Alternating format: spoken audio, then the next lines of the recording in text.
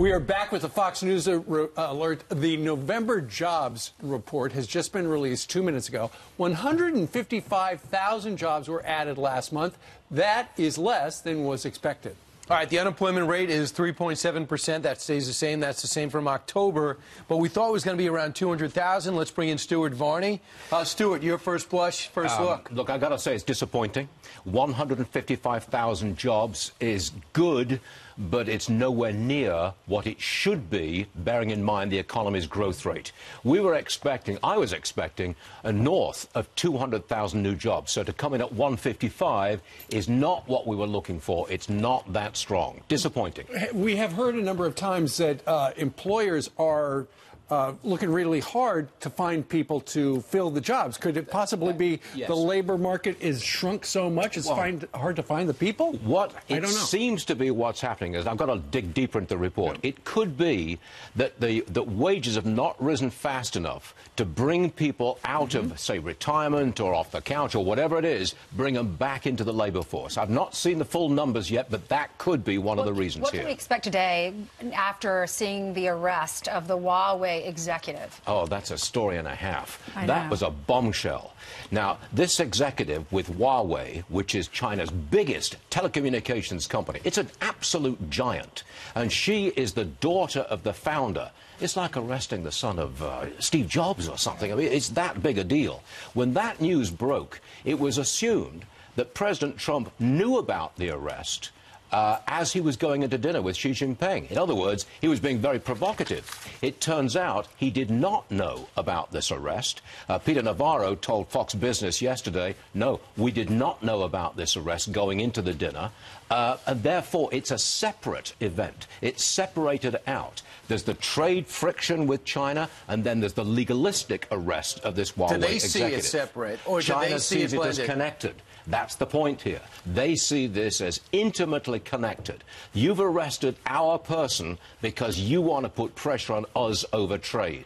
We don't see it that way. Right. They do see it that way. She was arrested in Canada, though. She was. So She'll appear in court in Canada today. So why are they blaming America? Because she was arrested at the request of American authorities. We asked them to. Regarding China, the President of the United States tweeted out a couple of minutes ago, China talks are going very well, exclamation. Yeah, and he says that publicly very frequently. And if you get into the detail of what was actually said at that dinner, Xi Jinping, China's leader, went through, I'm told, 140 different items of where they're actually specifically cooperating and talking.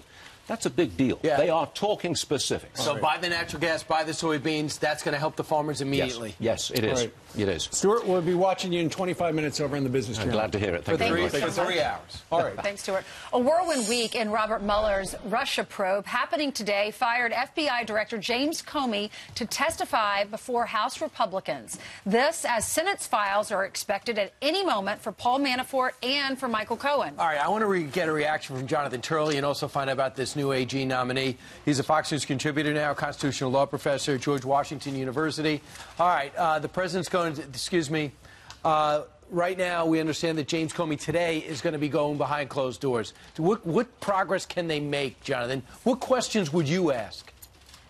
Well, quite frankly, even before the Russian investigation, I wrote that I was astonished at how the FBI treated some of the Clinton staff who were accused of making false statements. They were not cooperative. They got off easy?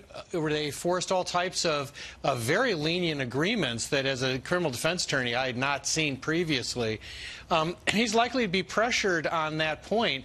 But the one that I would ask and drill down on is his leaking of those memos after he left the FBI. He was tasked with finding leakers, and the minute it became something to his advantage, he became a leaker. And there's still a lot that is not known as to how he carried that out, whether he understood that those were FBI memos, something the agency has repeatedly said. Jonathan, the other thing is the person he leaked the memo to wasn't just a New York Times columnist. It was his friend who also had a role with the FBI, we found out later. That's right. All right, Jonathan, we're also hearing today the prosecutors are going to finalize those sentencing documents for Manafort, for Paul Manafort, and for Michael Cohen. What are your predictions? Well, this, of course, is the big reveal that people have been waiting for. We only learn about the direction of this investigation through speaking indictments or filings in court. So the question is, where did the break occur with Paul Manafort? Mueller's had problems with other witnesses, including most recently Corsi, but also before that Papadopoulos. And these are people that clearly did not give him what he wanted. The question is whether he's going to give us a greater idea of what he did ask from Manafort and what direction those questions were going in. And regarding the fact that his former personal attorney, Michael Cohen, is going in his sentencing guideline memo that's going to come out later today, it's essentially going to say what he gave up on his client, right? That's right. And look, Cohen gets credit for cooperating, but I wrote a column recently that his request for leniency